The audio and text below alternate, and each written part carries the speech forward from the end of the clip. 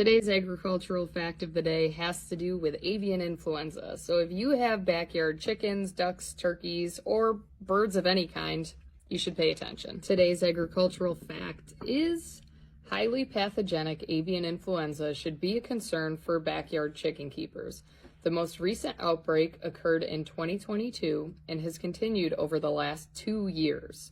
This affects both wild and domestic birds, in addition to mammals. It is not isolated to only chickens, but it can be fatal once infected.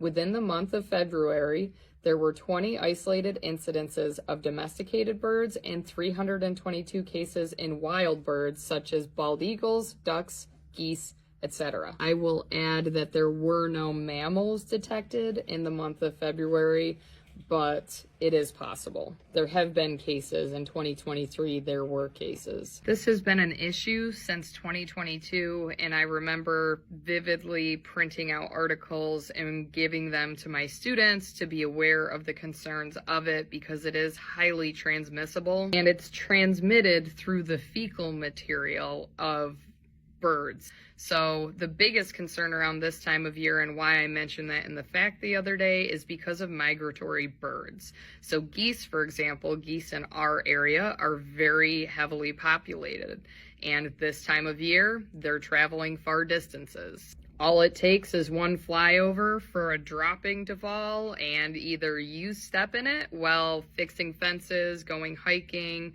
walking around your yard, and tracking it into your chicken coop when you go to collect eggs or take care of your chickens, and you have a big problem on your hands. Of course, there's no treatment, and the most common method of management is depopulation. There was some controversial things on TikTok. I remember a year or two ago, there was an owner of an emu that had contracted avian influenza, and somehow they didn't end up getting it put down. Because I know in a lot of these other cases, they do depopulation, which, as one of my kids said, mass genocide.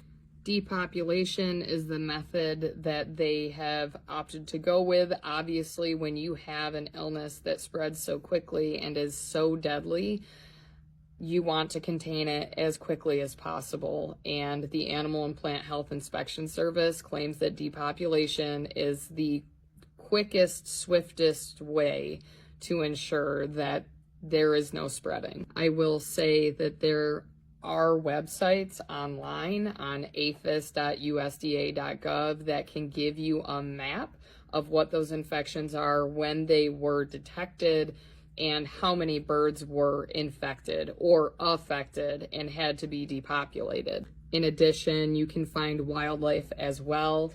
The last wildlife bird that had been infected was actually in Onondaga County, which is near my hometown where I grew up, and it was a bald eagle.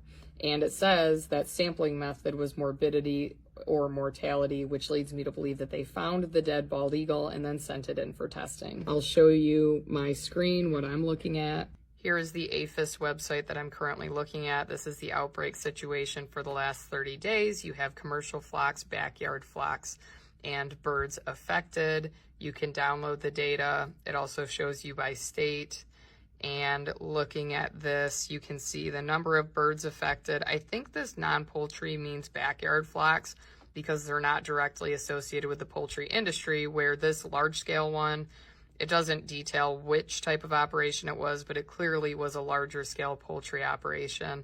So let's look at this commercial turkey meat bird.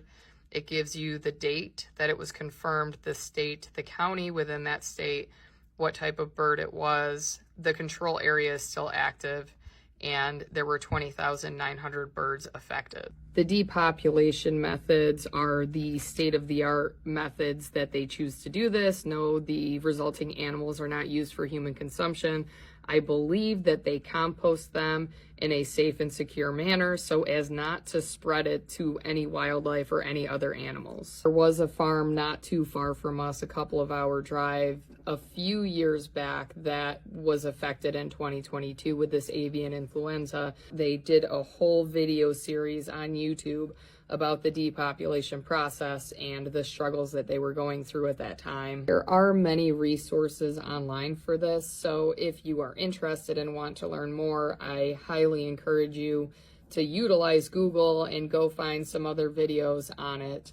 But it is definitely a concern, and if you are walking around a pasture or in your backyard, I highly encourage you to reevaluate your biosecurity practices if you do have chickens or other types of birds, because it is a concern. And once a flock is infected, even if the government doesn't find out, your birds are likely going to die. So I hope you learned something today.